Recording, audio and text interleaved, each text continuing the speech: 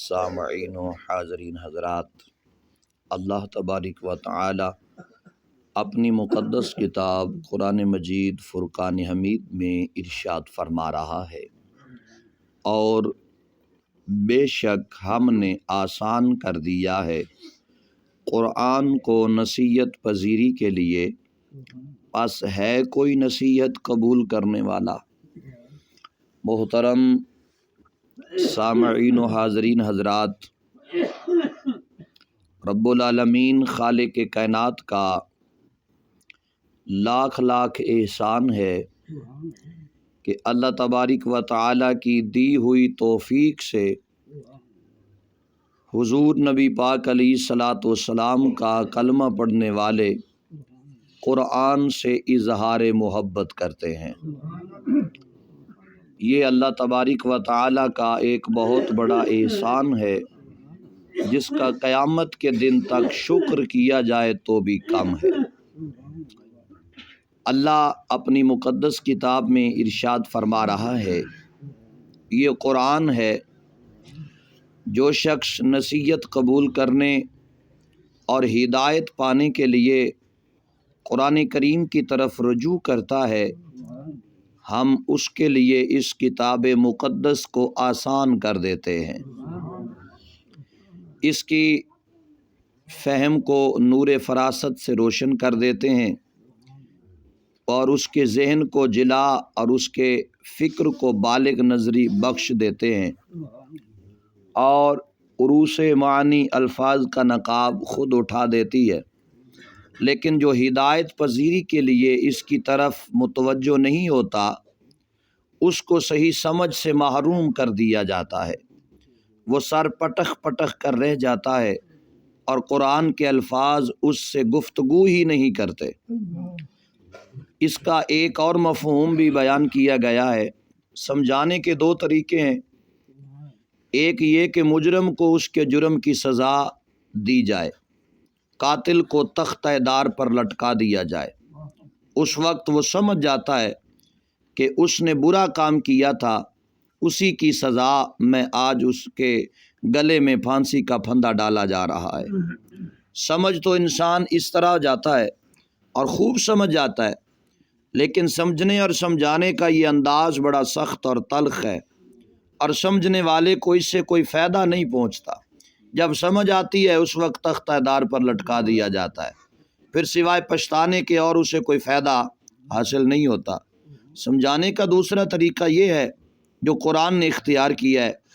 وہ لوگ جو گمراہ ہیں اور نافرمانیوں میں اپنی عمر برباد کر رہے ہیں،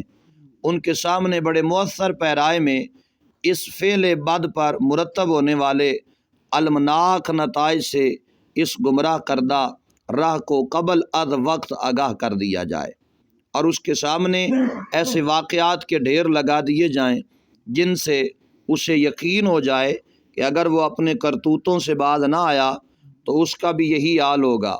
جو ہر شخص خود فیصلہ کر کے قرآن کا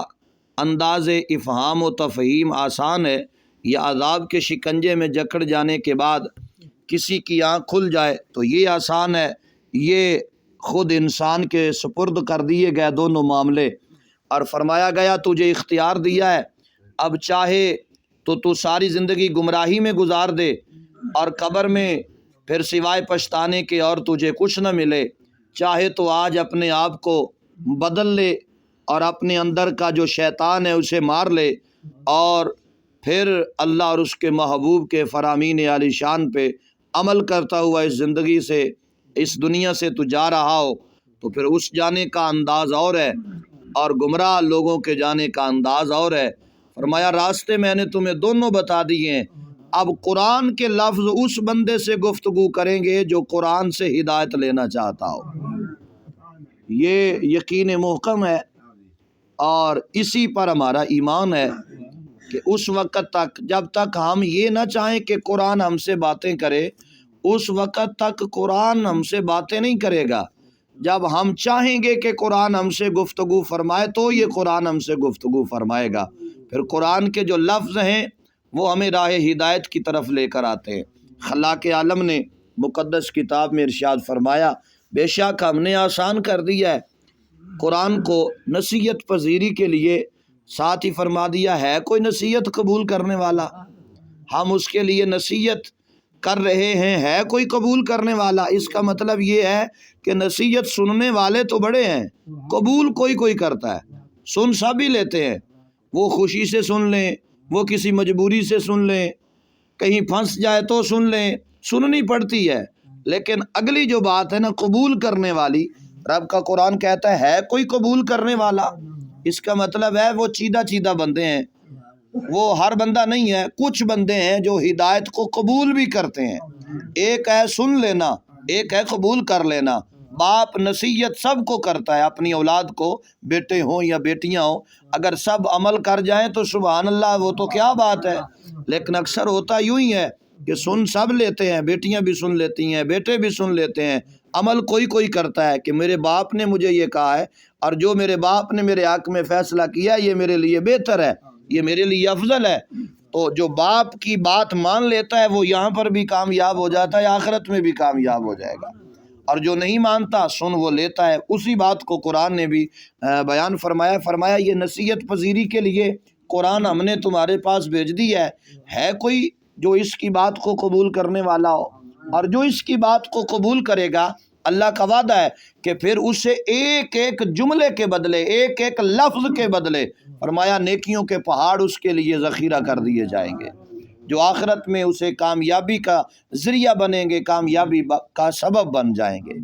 دعا ہے رب العالمین خالق کائنات کی مقدس بارگاہ میں خلاق عالم ہم سب کی حاضری کو اپنی بارگاہ عالیہ میں قبول فرمائے، آمین بجاہ